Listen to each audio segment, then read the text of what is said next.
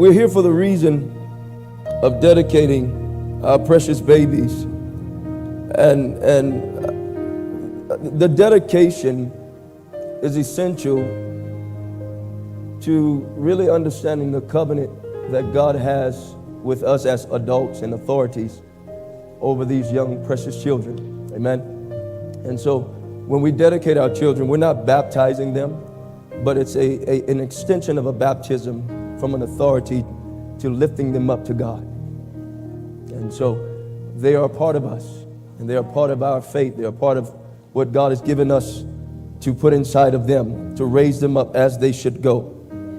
So dedication, the word means to consecrate. Somebody say consecrate. And when we consecrate, what we're saying is, God, I give this child to you. I set them apart. I set them apart from the things of the world as I'm set apart from the world. And as we charge parents and authorities over the children, we're understanding that this charge is we're committing ourselves to God about this child's life. Amen. It's not more of a religious service. It's more of a revelation and a faith and understanding that we have a responsibility over our precious children. Amen. And so as we walk through this, I want you all to be just prayerful. And I believe God is going to open up the heavens and pour out a blessing on these children. Yeah.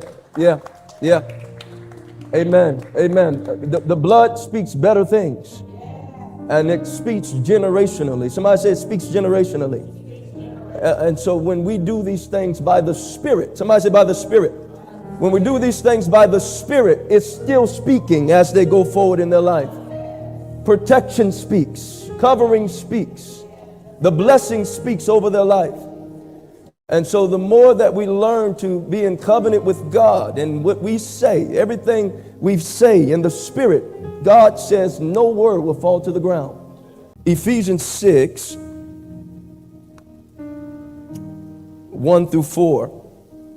Children, obey your parents in the Lord, for this is right. Honor your father and your mother, which is the first commandment. Somebody say the first commandment. With the promise, so that it go well with you and you may enjoy long life on the earth. Fathers, do not exasperate your children. Instead, bring them up in the training and the instruction of the Lord.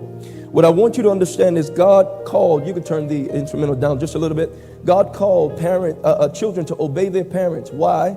Because the parents were called to obey God. And so as we obey God, and when they obey us, they're obeying God. Say that one more time. We're called to obey God, and when they obey us, they obey God. And so children, obey your parents as unto the Lord. And so when we're obeying God, our children learn that when they learn of Him, they're going to have life everlasting. Can you say amen?